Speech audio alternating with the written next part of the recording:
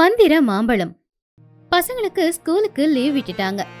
இந்த வருஷம் ஃபுல்லா படிச்சு படிச்சு ரொம்ப டயர்டான புஜ்ஜி குருவி, பன்னு கிளி, சின்ன காக்கா 3 பேரும் இப்போ என்ஜாய் பண்ணணும் அப்படின்னு பேசிக்கிட்டு இருந்தாங்க.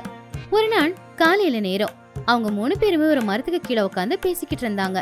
புதுசா ஏதாவது செய்யணும், புதுசா ஏதாவது யோசிக்கணும் இப்படின்னு தான் அவங்க எல்லாருமே யோசிச்சுக்கிட்டு இருந்தாங்க. அப்பா, எவ்வளவு நிம்மதியா இருக்கு. காலேஜுக்கு லீவ் விட்டுட்டாங்க. காலையில சீக்கிரமா எந்திரிச்சு அவசர அவசரமா ரெடி ஆக வேண்டிய அவசியம் இல்ல. ஹோம்வொர்க்கும் இல்ல, எக்ஸாமும் இல்ல. ஆமா புஜ்ஜி, எனக்கும் ரொம்ப சந்தோஷமா இருக்கு. ஆனா வீட்ல உக்காந்து அதே பழைய சாம்பார் சாதம் சாப்பிடுறதுக்கு தான் போர் அடிக்குது. ஏதாவது புதுசா டேஸ்டா சாப்பிடணும் அப்படின்னு தோணுது. என் பிரச்சனையை யாருகிட்ட சொல்றது? எங்க அம்மா எனக்கு 1 ரூபா காசு கூட கொடுக்கறது இல்ல. எனக்கும் பீஸா பர்கர் சாப்பிடணும் போல இருக்கு. ஆனா எங்க அம்மா கிட்ட போய் கேட்டா எங்க அம்மா வாங்கியே தர்றது இல்ல. வெளியில இருந்து வாங்கிட்டு வந்து கொடுக்கறது இல்ல.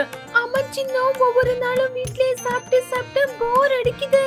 நம்ம 3 பேரும் நம்ம அம்மா கிட்ட போய் ஏதாவது வாங்கி கொடுங்கன்னு கேட்கலாம். இல்லனா காசு கேட்கலாம்.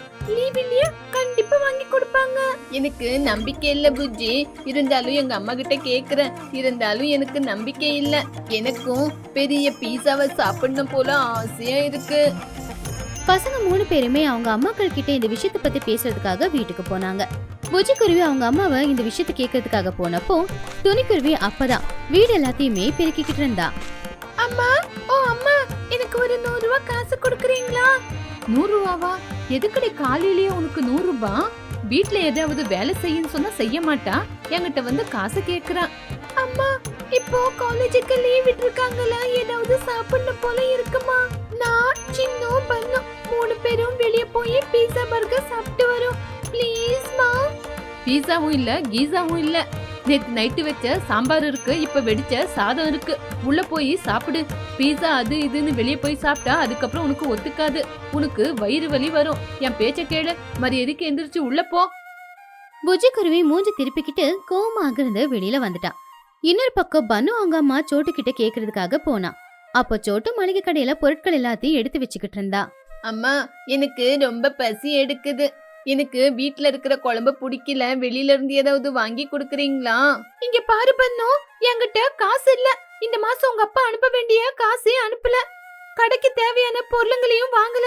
வீட்டுக்குள்ள பழைய சோறு இருக்கு, போய் சாப்பிடு போ. ப்ளீஸ்மா, இன்னைக்கு ஒரு நாளுமா. எனக்கு காய்கறி சாப்பிட பிடிக்கலமா. காய்கறி சாப்பிட பிடிக்கலனா போய் பச்சை புல்லு சாப்பிடு. என்னால ஒண்ணும் பண்ண முடியாது. பாவம் பன்னு ரொம்ப சோகமா அங்கிருந்து போயிட்டான். இன்னொரு பக்கம் சின்னோட நிலைமை எல்லாருக்குமே நல்லா தெரியும். அவங்க அம்மா சிச்சு காக்கா சரியான கஞ்ச பிஸ்னாரி. சின்ன விஷயத்த சொன்ன உடனே சிச்சு ரியாக்ட் பண்ண ஆரம்பிச்சிட்டா. அம்மா, எனக்கு ஒரு 50 ரூபா கொடுக்குறீங்களா? நான் வெளியே போய் பீஸா பர்கரை வாங்கி சாப்பிடுறேன். என்னது 50 ரூபாவா?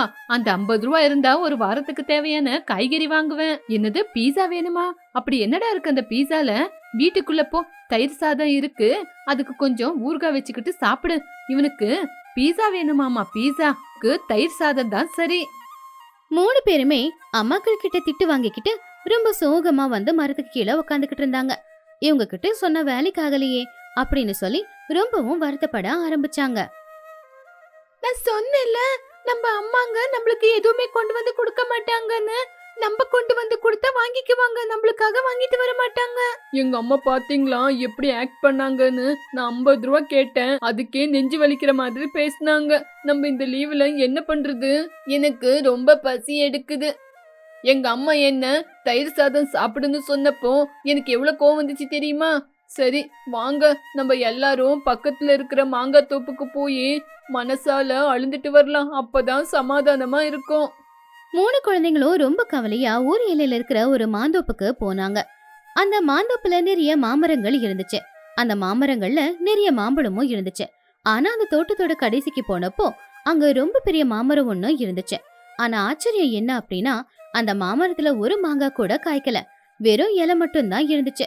அவங்க 3 பேருமே அங்கதான் உட்காந்து பேசிக்கிட்டு இருந்தாங்க.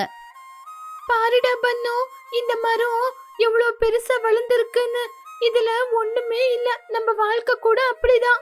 ஆமா, நம்ம கூட இப்படிதான் வளர்ந்துருக்குமே தவிர நம்மளுக்குன்னு எதுவுமே இல்ல. என்ன வாழ்க்கையோ, பீஸாவும் இல்ல, பர்கரும் இல்ல.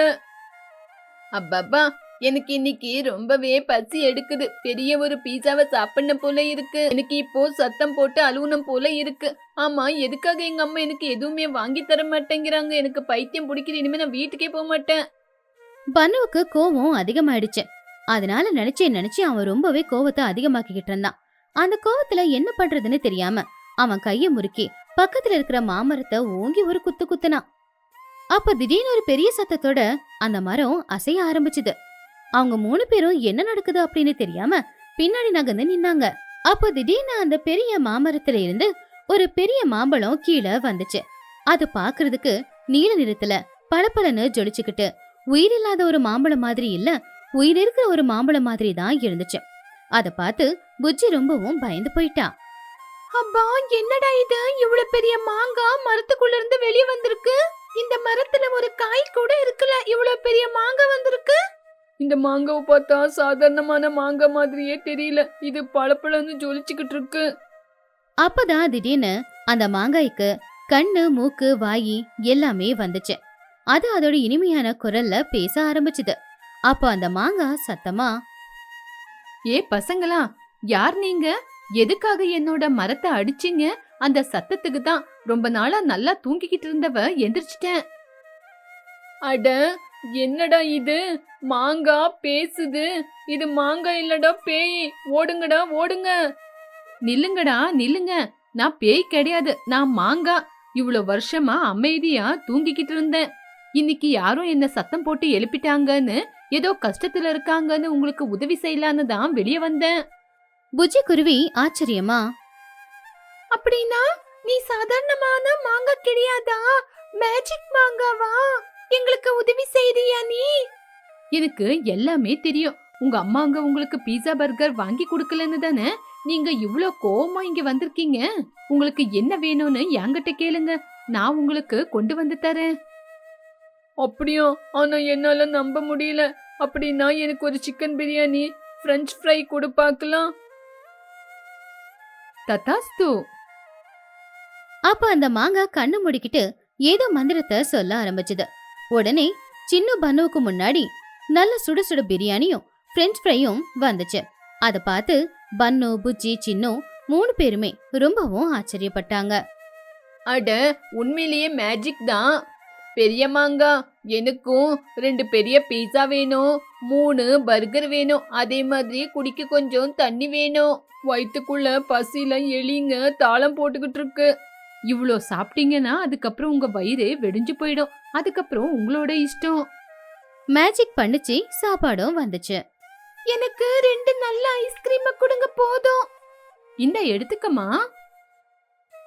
பசங்க 3 பேருமே அந்த மாமரத்துக்கு கீழேயே உக்காந்துக்கிட்டு மந்திர மாங்காய் கொடுத்த உணவுகளை சாப்பிட ஆரம்பிச்சாங்க.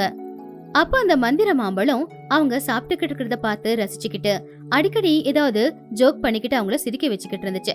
பசங்களோட பசியும் போச்சு, அவங்க மனசுக்குள்ள இருந்த கஷ்டமும் போச்சு. மந்திர மாங்கா, உனக்கு ரொம்ப நன்றி. இது வரைக்கும் நாங்க சாப்பிடாத ஒரு பொருளை எங்களுக்காக கொடுத்திருக்க. இருந்தாலும் ஒரு சந்தேகம், நீ இந்த மரத்துல இருந்து தானே வெளியே வந்த? நாங்க இல்லாத நேரம் பார்த்து யாராவது வந்து உன்னை பெரிச்சு தின்னுட்டாங்கன்னா என்ன பண்றது? மாங்கா சிரிச்சுக்கிட்டே, என்ன யாராலையும் அப்படி பிரிச்சு சாப்பிட முடியாது. என்கிட்ட அவ்வளவு பெரிய மேஜிக் இருக்கு. என்ன யாராவது பாசமா தொட்டா மட்டும்தான் மறுபடியும் நான் உள்ள போவேன். அப்படின்னா நாளைக்கு எங்களுக்கு பசி எடுக்குமே, அப்ப நாங்க உன்னை எப்படி கூப்பிடுறது? நீ நிம்மதியா மரத்துக்குள்ள படுத்து தூங்கிக்கிட்டு இருப்பியே. அதுக்குதான் ஒரு நல்ல ஐடியா இருக்கே. இன்னைக்கு எப்படி மரத்தை சத்தம் போட்டு நீங்க என்ன வெளியே வர வச்சீங்களோ அதே மாதிரி பண்ண நாளைக்கு வெளியே வர போறேன். நான் உங்களை மாதிரி நல்லவங்க சத்தம் போட்டா மட்டும்தான் வெளியே வருவேன். கெட்டவங்க சத்தம் போட்டா வரமாட்டேன். அப்போ நம்மளுக்கு ஜாலியோ ஜாலி. இதுக்கப்புறம் நம்ம அம்மாவுங்க நம்மளுக்கு எதுவுமே வாங்கி கொடுக்கலனாலும் பரவாயில்ல. நம்மளுக்கு தேவையானதை இந்த மந்திர மாங்காவே கொடுக்குது. நம்ம ஜாலியா இருக்கலாம். இங்க பாருங்க பசங்களா, எனக்கும் வெளியே வந்தது சந்தோஷம். 1 வருஷமா உள்ளேயே அடைஞ்சு கிடந்தேன். இன்னைக்குதான் சந்தோஷமா இருக்கேன். அப்படி பசங்க 3 பேரும் அந்த மந்திர மாம்பழத்தை கூட விளையாடிக்கிட்டு பேசிக்கிட்டு சிரிச்சுக்கிட்டு இருந்ததுல நேரம் போனதே தெரியல. திடீர்னு சூரியனும் மறைய ஆரம்பிச்சான். அந்த இடம் இருட்டாகவும் ஆரம்பிச்சுது. ஐயோ, இருட்டாயிடுச்சு. சீக்கிரமா வீட்டுக்கு போலாம். வீட்டுக்கு போலனா அம்மா அவங்க அடிச்சிருவாங்க. நாளைக்கு வரோம். ஆமா மந்திர மரம், நாங்க இன்னைக்கு வீட்டுக்கு கிளம்புறோம். நாளைக்கு வரோம். எங்களுக்கு நூடுல்ஸ் வேணும். எங்களுக்கு நாளைக்கு நூடுல்ஸ் கொடுப்பீங்களா? ஆ சரி சரி, உங்க எல்லாருக்கும் நாளைக்கு நூடுல்ஸ் கொடுக்கறேன். எல்லாரும் வந்து ஒரு தடவை என்ன அணைச்சுக்குங்க, நான் இன்னும் கிளம்புறேன். பசங்க 3 பேருமே ரொம்பவும் சந்தோஷமா போய் அந்த மாங்காய இறுக்கி கட்டி பிடிச்சாங்க. அந்த மாங்காவை இவங்க எல்லாரும் தொட்ட உடனே அந்த மாங்காய் இன்னும் பளபளன்னு ஜொலிக்க ஆரம்பிச்சுது. அதுக்கப்புறம் அது சின்னதா மாறி அந்த மாமரத்துக்குள்ளேயே போய் மறைஞ்சும் போயிடுச்சு. சாதாரணமா அந்த மரமும் மாறிடுச்சு. வாவ், எவ்வளவு அதிசயமா வீட்டுக்குள்ள போயிடுச்சு பாத்தீங்களா? வாவ், இனிமே இந்த லீவுல நம்ம எல்லாருமே சந்தோஷமா இந்த மரத்துக்கிட்ட வந்து நம்மளுக்கு தேவையானதெல்லாம் சாப்பிடலாம். ஆனா யாருமே இந்த விஷயத்த சொல்லாதீங்க. ப்ராமிஸ் சின்னு, இந்த விஷயத்த உண்மையிலேயே நான் யாருகிட்டயும் சொல்ல மாட்டேன்டா. வீட்ல எங்க அம்மா கொடுக்கற சாம்பார் சாதத்தையே சாப்பிடுறேன். ஆனா யாருக்குமே தெரியாதே நம்ம வயித்துக்குள்ள பீஸா பர்கர் இருக்கு அப்படின்னு. பசங்க 3 பேரும் வயிறு நிறைஞ்ச சந்தோஷத்தோட வீட்டுக்கு கிளம்பி போயிட்டாங்க. அன்னையில இருந்து தினமும் காலையில அந்த மாமரத்துக்கிட்ட வந்து அந்த மாமரத்துக்கிட்ட சந்தோஷமா விளையாடிக்கிட்டே தான் இருப்பாங்க. குருவியின் வீட்டில் புது ஏசி. காலையில 10 மணி இருக்கும். ஒரு ஆட்டோ வந்து துணியோட வீட்டு வாசல்ல நின்னுச்சு. அந்த ஆட்டோல இருந்து 2 பெரிய பெட்டிய கீழே இறக்கி வச்சாங்க. அதை பார்த்து துணியும் புஜ்ஜியும் ஆசையா வெளியில வந்தாங்க. புஜ்ஜி சந்தோஷமா, ஐயே அம்மா, நம்ம வீட்டுக்கு புது ஏசி வந்துருச்சு. இனிமே ராத்திரி படுக்கும்போது வேர்வையை தடிச்சுக்கிட்டு கஷ்டப்பட வேண்டிய அவசியமே இல்ல. நான் சந்தோஷமா படுத்து தூங்கலாம். ஆமா புஜ்ஜி, நீ கஷ்டப்படுறதை இந்த அம்மாவால பார்க்க முடியல. அதனாலதான் என் பிக்ஸட் டெபாசிட்ல இருக்கிற அமௌண்ட்டை எடுத்து இந்த 1.5 டன் ஏசிய நான் வாங்கியிருக்கேன். அப்பதான் பக்கத்து வீட்டு பன்னு கிளி அங்க வேகமா ஓடி வந்தான். அவன் முகம் முழுக்க வேர்வையால நனைஞ்சிருந்துச்சு. ஆண்டி ஆண்டி, இது என்ன இவ்வளவு பெரிய பெட்டி? ஓ, ஃப்ரிட்ஜ் வாங்கியிருக்கீங்களா? இதுல எவ்வளவு ஐஸ்கிரீம் வைக்க முடியும்? எனக்கு தெரியும், எனக்கு பிடிக்கும்னு நீங்க வெண்ணிலா ஐஸ்கிரீம் தானே வாங்கிட்டு வரீங்க. புஜ்ஜி அதை கேட்டு சிரிச்சு, டேய் பன்னு, இது ஃப்ரிட்ஜும் இல்ல ஐஸ்கிரீமும் இல்ல, ஏர் கண்டிஷனர், ஏசின்னு சொல்லுவாங்கல்ல அதுதான். இது நம்ம வீட்ல ஃபிக்ஸ் பண்ணிட்டோம்னா நம்ம வீடும் ஊட்டி, கொடைக்கானல், சிம்லா மாதிரி மாறிடும். நமக்கு கொஞ்சம் கூட வேர்க்கவே வேர்க்காது. பன்னு அதை கேட்டு சந்தோஷமா, வாவ், ஏசியா? அப்படின்னா ஆண்டி, இனிமே உங்க வீட்ல தான் நான் ஸ்டே பண்ண போறேன். என்னோட பில்லோ, என் பாயி எல்லாத்தையுமே கொண்டு வந்து இங்கேயே வச்சுக்கிறேன். நான் உங்க வீட்லயே தங்கிக்கிறேன். ஏன்னா நானும் சிம்லால இருக்கிற மாதிரி இருக்கணும்ல. ஐயோ, நீ எங்க வீட்ல தங்கிட்டா கரண்ட் பில் யாரடா கட்டுறது? ஏசி போட்டா கரண்ட் எவ்வளவு வேகமா ஓடணும் உனக்கு தெரியுமா? ஆமா புஜ்ஜி, இந்த ஏசியில ஒரு பிஸ்கெட்டும் ஒரு குர்குரே பாக்கெட்டும் வச்சுக்க முடியுமா? அப்போ சாப்பிடும்போது நல்ல சில்லுன்னு இருக்கும்ல. டேய் பன்னு, இது ஏசிடா, உன்னோட மளிகை கடை இல்ல. இதுல இருந்து சில்லுன்னு காத்து வரும், அவ்வளவுதான். வேறும் காத்த சுவாசிச்சு நம்ம வாழ முடியுமா? சரி, இதுக்கு முன்னாடி பிரியாணி வச்சு சாப்பிட்டா சூடு ஆறிடுமா? ஆறி தாண்டா போகும். பிரியாணி கொண்டு வந்து ஏசி ரூம்ல வச்சா அது ஐஸ் பிரியாணியா ஆயிடும். முதல்ல நீ எங்க வீட்டுக்கு வராதுடா. எப்ப பார்த்தாலும் சாப்பாடு தான் உண்டு. அது எப்படி வராம இருப்ப புஜ்ஜி? நான் போய் நம்ம ஃப்ரெண்ட்ஸ் எல்லாம் கூட்டிட்டு வருவா. நம்ம சின்னம், அப்புறம் நம்ம மளிகை கடை கொக்கங்களோட புள்ள, நம்ம எல்லாரும் சேர்ந்து ஏசிக்கு கீழே ஒன்னா கேம்ப் ஃபயர் போட்டு உக்காரலாம். துணியோட வீட்டுக்கு ஆட்டோல ஏசி வந்து இறங்குனத பக்கத்து வீட்டுல இருந்த சோட்டுவும் சிச்சுவும் பார்த்து ரொம்பவும் பொறாமப்பட்டுக்கிட்டு இருந்தாங்க. அப்போ சிச்சு காக்கா சோட்டு கிட்ட, பாத்தியா சோட்டோ, அந்த துணியோட திமிர? நேத்து வரைக்கும் நம்ம கூட மரத்துக்கு கீழே உக்காந்துக்கிட்டு விசிறியால காத்து விசிறிக்கிட்டு இருந்தவ இன்னைக்கு ஏசி வாங்கிட்டு வந்திருக்காளாம். அவளுக்கு ஏது இவ்வளவு பணம்? ஆமா சிச்சு, நாம நம்ம வீட்டுல ஃபேன்ல வர சூடு காத்துல அவதிப்பட்டுக்கிட்டு இருந்தா இவ மட்டும் ஏசி வாங்கி சில்லுன்னு இருக்க போறாளாம். இத பாக்கும்போது எனக்கு வயிறெல்லாம் எரியுது. இன்னைக்கு எனக்கு சோறு கூட தொண்டையில இறங்காது பாரு. அப்படின்னா உன்னோட சாப்பாடை எனக்கு கொடு, நான் சாப்பிடுறேன். ஆனா ஒண்ணு, அந்த துணி மட்டும் ஏசி காத்த என்ஜாய் பண்ணவே கூடாது. அவளை ஏதாவது சொல்லி பயமுறுத்தியே ஆகணும். வா, நம்ம 2 பேரும் போய் பிரெயின் வாஷ் பண்ணலாம். இந்த ஏசி காத்து உடம்புக்கு நல்லதில்ல, உசுரே போற அபாயம் இருக்குன்னு சொல்லலாம். சூப்பர் சிச்சு, அப்ப நீ முன்னாடி போ, நான் பின்னாடி வரேன். அப்பதான் சந்தேகம் வராது. துணியோட வீட்டுக்குள்ள ஏசி மெக்கானிக் ரூம்ல அந்த ஏசியை ஃபிக்ஸ் பண்ணிக்கிட்டு இருக்கும்போது அப்பதான் சோட்டு கிளியும் சிச்சு காக்காவும் துணியோட வீட்டுக்குள்ள வந்தாங்க. அவங்க 2 பேருமே ரொம்ப கவலையா இருக்கிற மாதிரி நடிச்சுக்கிட்டே, ஐயோ துணி, எவ்வளவு பெரிய தப்பு பண்ணிருக்க, நீ ஏன் இப்படி பண்ண? துணி பாத்துட்டமா, என்ன சிச்சு, நான் என்ன தப்பு பண்ண? ஏசி மெக்கானிக்கு பணத்தையும் சரியா கொடுத்துட்டேனே. பணத்தை பத்தி பேசல துணி, உன்னோட உசுரு உன் பொண்ணோட உசுர பத்தி தான் பேச வந்திருக்கோம். இந்த ஏசிய வாங்கி உங்க உசுருக்கு ஆபத்து உருவாக்கிட்ட. இதுல உயிருக்கு என்ன ஆபத்து இருக்கு ஆண்டி? இது ஏசி, பாம்பு இல்ல வெடிக்கிறதுக்கு. ஐயோ புஜ்ஜி, நீ பச்சை புள்ள, உனக்கு எதுவும் தெரியாது. என்னோட சொந்தக்காரங்க வீட்லயும் இதே மாதிரி ஏசி போட்டப்போ அந்த வீட்ல இருந்த குழந்தையோட முடியெல்லாம் கொட்டி போய் அது வழுக்கையா ஆயிடுச்சாமா. உனக்கும் வழுக்கையா ஆகணும் அப்படின்னு ஆசை இருக்கா? துணி அதை கேட்டு பயந்து போய், ஐயோ முடியெல்லாம் கொட்டிடுமா? மெக்கானிக், இது உண்மையா? மெக்கானிக்கு என்ன தெரியும் துணி? அவன் ஏசி வைக்கணுன்றதுக்காக இல்லாத போலாத போய் எல்லாம் சொல்லுவான். உனக்கு இன்னொரு விஷயம் சொல்லட்டுமா? இந்த ஏசி போட்ட மாச கரண்ட் பில்லு 15,000 வருமா. உன்னால அந்த கரண்ட் பில்ல கட்ட முடியாம நகை வீடு எல்லாத்தையும் விற்க வேண்டியதாயிடும். ஆமா துணி, எங்க வீட்டுல சொந்தக்காரங்க வீட்லயும் இதே மாதிரி நிலைமை வந்து இப்ப அவன் காட்டுல வாழ்ந்துகிட்டு இருக்கான். உனக்கு அந்த நிலைமை வரக்கூடாதுல, அதான் சொல்லலான்னு வந்தேன். இப்பவே மெக்கானிக் கிட்ட சொல்லி அந்த ஏசியை கழட்ட சொல்லு. துணிக்குருவி ரொம்பவும் அப்பாவி. அவங்க 2 பேரும் சொன்னதை உண்மையை நினைச்சு ரொம்பவே பயந்து போயிட்டான். அதனால ஏசி மெக்கானிக்க தடுக்கிறதுக்கு முயற்சி பண்ணான். தம்பி, மெக்கானிக் தம்பி, ஒரு நிமிஷம் இருப்பா. இந்த ஏசி எங்களுக்கு வேண்டாம். எங்களுக்கு முடியும் கொட்ட வேண்டாம், கரண்ட் பில்லும் எகிர வேண்டாம். இந்த ஏசிய நீயே கொண்டு போயிடுப்பா.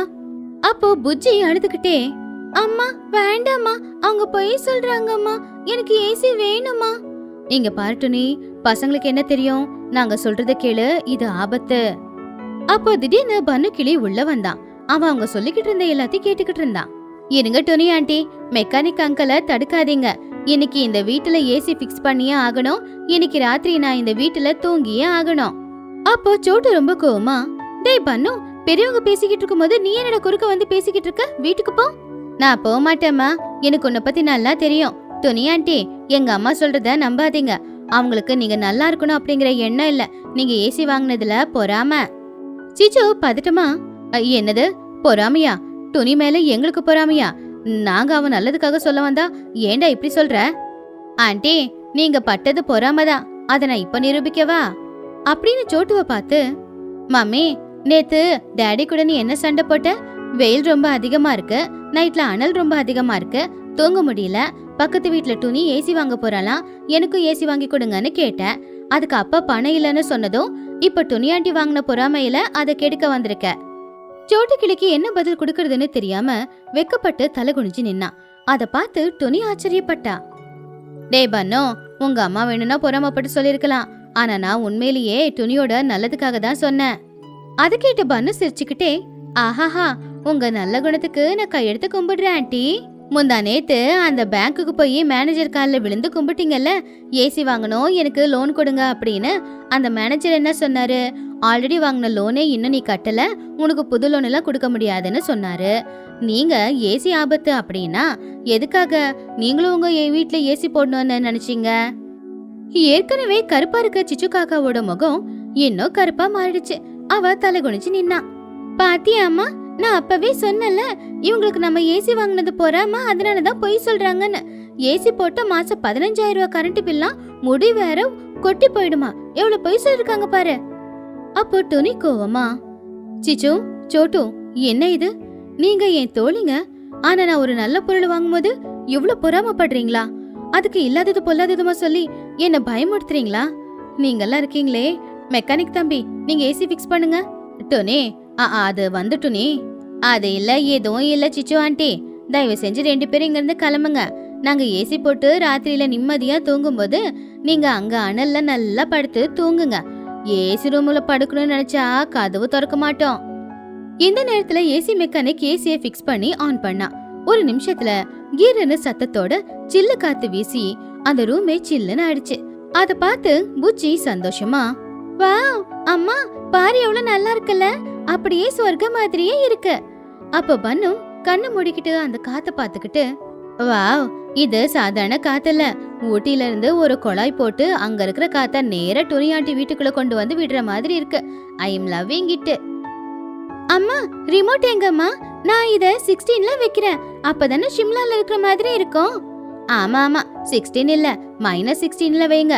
நான் போயிட்டு என் மங்கி கேப் ஸ்வெட்டர் எல்லாம் கொண்டு வரேன். இந்த ஏசில இருந்து ஐஸ் கட்டி ஏதாவது கீழே விழுமா? நான் அதை வச்சு விளையாடலாமா? டேய் பன்னு, ஏசில மைனஸ் இருக்காதுரா. அது லாஸ்டே 16 தான். ஆனா அதுல பனி பொழியாது, சில்லுன்னு காத்து மட்டும்தான் வரும். உனக்கு அவ்வளவு பனி பொழியணும் அப்படின்னு ஆசை இருந்தா பேசாம உங்க வீட்ல இருக்கிற ஃப்ரிட்ஜை ஓபன் பண்ணி ஃப்ரீசர்ல போய் உக்காந்துக்கோ வரும். ஃப்ரிட்ஜ்ல இடம் இல்ல புஜ்ஜி, எங்க அம்மா காய்கறி வச்சிருக்காங்க. அட, இந்த ஏசி இருந்துச்சுன்னா நம்ம குளிக்க கூட தேவையில்லை, நம்ம ஹீட்டர் போட தேவையில்லை. புஜ்ஜி, அந்த ரிமோட் கொடு. டேய், இது எங்க வீட்டு ஏசி, இந்த ரிமோட் எனக்கு தான் சொந்தம், இதை நான் தான் என்ஜாய் பண்ணணும். அதெல்லாம் முடியாது. ரிமோட் உந்தா இருக்கலாம், ஆனா இங்க இருக்கிற கூலிங்கு எல்லாருக்குமே சொந்தம். அதான் அந்த ரிமோட்டை கொடு. டே, எதுக்குடா சண்டை போட்டுக்கிறீங்க? ரிமோட் யாருக்கும் வேண்டாம், ரிமோட்டை நானே பத்திரமா வச்சுக்கிறேன். சரிம்மா. அம்மா, ஆனா கூலிங் நல்லா இருக்குல்ல? எனக்கு உண்மையிலேயே ஷிம்லால இருக்கிற மாதிரி தான் இருக்கு. ஆண்டி, ஆனா எனக்கு பத்தல, எனக்கு கொஞ்சம் ஜாஸ்தியா வைக்கிறீங்களா? வேணாம், இன்னும் கொஞ்சம் கம்மியா வைக்கிறீங்களா? ஏன்னா எனக்கு கை காலெல்லாம் நடுங்குது, குளிருது ஆண்டி, ஏசியை கொஞ்சம் குறைச்சிடுங்க. ஏண்டா மைனஸ்ல வேணும்னா, ஆனா இப்ப பார்த்தா இதுக்கே நடுங்குது அப்படிங்கிற? ஐயோ, நீ எல்லாம் ஏன் தான் ஏசில இருக்கியோ? அப்ப வெயில இருந்து வந்தல்ல, ஆனா இப்ப குளிருது. இந்த ஏசி காத்துல இருந்தா பசியும் அதிகமாகுது. சுட சுட ஏதாவது சாப்பிடணும் போல இருக்கு. சூடா பஜ்ஜி கிடைச்சா ரொம்ப நல்லா இருக்கும்ல? நல்லா இருக்கும். ஓசியில ஏசி, இதுல ஓசியில பஜ்ஜியா? போய் உங்க அம்மா கிட்ட சுட்டு கொடுக்க சொல்லி எடுத்துட்டு வா, ஒன்னா உட்காந்து சாப்பிடலாம். சிச்சு சோட்டு 2 பேருமே சில்லுன்னு காத்து வரதை என்ஜாய் பண்ணிக்கிட்டு இருந்தாலும் அவங்க ஈகோவை மட்டும் விட்டு கொடுக்கவே இல்ல. அவங்க இதுல சந்தோஷமா இருக்கிற மாதிரி காட்டிக்க கூடாதுன்னு நினைச்சாங்க. அப்போ சிச்சு காக்கா, ஐயோ, இந்த ஏசி காத்து எங்களுக்கு ஒத்துக்காது, எங்களுக்கு நேச்சுரல் காத்து தான் ஒத்துக்கும், வா சோட்டு போலாம். போங்க ஆண்டி, வெளியில 45 டிகிரில வெயில் காயுது, நல்லா அனல் காத்து வீசும். நீங்க 2 பேரும் போய் அனல் காத்துல என்ஜாய் பண்ணுங்க. நான் மட்டும் இன்னைக்கு ஏசி காத்துல குளுகுளுன்னு இருந்துட்டு துணி ஆண்டி எனக்காக செஞ்சு கொடுக்க போற பிரியாணிய சந்தோஷமா சாப்பிட போறேன். சோட்டு சிச்சோ 2 பேருமே வெக்கப்பட்டு தலை குனிஞ்சு வெளியில போயிட்டாங்க. ஆனா இன்னொரு பக்கம் துணி, புஜ்ஜி அப்புறம் பன்னு 3 பேருமே ஏசியில உட்காந்துக்கிட்டு ஐஸ்கிரீம் சாப்பிட்டு என்ஜாய் பண்ணிட்டு இருந்தாங்க. தேங்க்ஸ்டா பன்னு, நீ மட்டும் வந்திருக்கலன்னா அவங்க பேச்சை நம்பி நான் இந்த ஏசிய வேண்டான்னு சொல்லிருப்பேன். நல்ல வேளையா நீ வந்ததுனால தப்பிச்சேன்.